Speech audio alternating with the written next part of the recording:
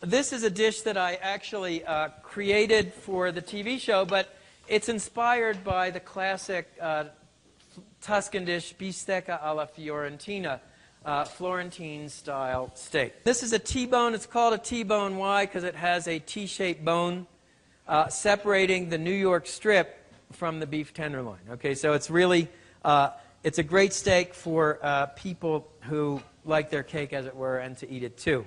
Get two different, very different cuts of meat.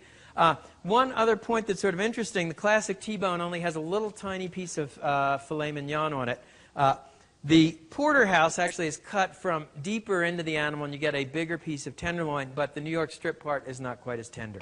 We're going to season each with coarse sea salt right before we go on the grill.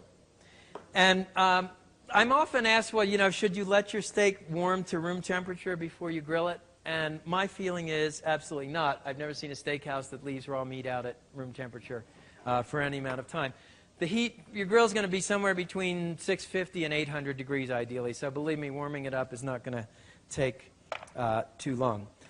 The second thing I am often asked is, what are the seasonings and when should you put them on? I like to go right before the food goes on the grill. If you salt a steak an hour ahead of time, what will happen? The salt will draw some of the liquid out. We're going to go in 45-degree angle to the bars of the grate. Steak this thick about 1.5 minutes. Give a quarter turn. Then when we start to see little drops of blood purling on the surface, turn it over. 1.5 minutes, quarter turn, 1.5 minutes. The idea here is we want to create a handsome crosshatch of grill marks, which is the badge of honor and signature of master grillsmanship. So the last preparation here, what we're going to do is in extra virgin olive oil, we're going to fry garlic and thinly sliced jalapeno chilies and chopped fresh cilantro. And then this mixture will go on top of our steaks. I often like to add wood chips to add a smoky flavor. Two ways to handle wood chips. These are oak chips. You can toss them on the coals dry, in which case you'll get a kind of a light wood smoke flavor, or for more heavy kind of traditional barbecue flavor, you fold the wood chips over. With a sharp knife or a pencil, simply poke a few holes in top. We've made, in effect, what's called a smoker pouch. So this would go under the grate, over one of your burners, under the meat. It would release a smoke flavor, which would be delectable.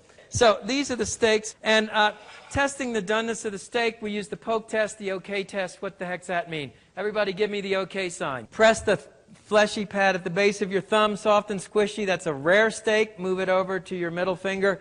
Gently yielding, that's a medium rare steak. Move it over one. Kind of semi-firm, but just a little yield. That's a medium steak. And finally, the baby finger, hard and springy. That is a well-done steak. I imagine not too many people in this crowd would do a well-done steak. Okay, so once you have your screaming hot mixture over here, we'll just simply spoon the jalapenos, garlic, and oil over our Tuscan T-bones.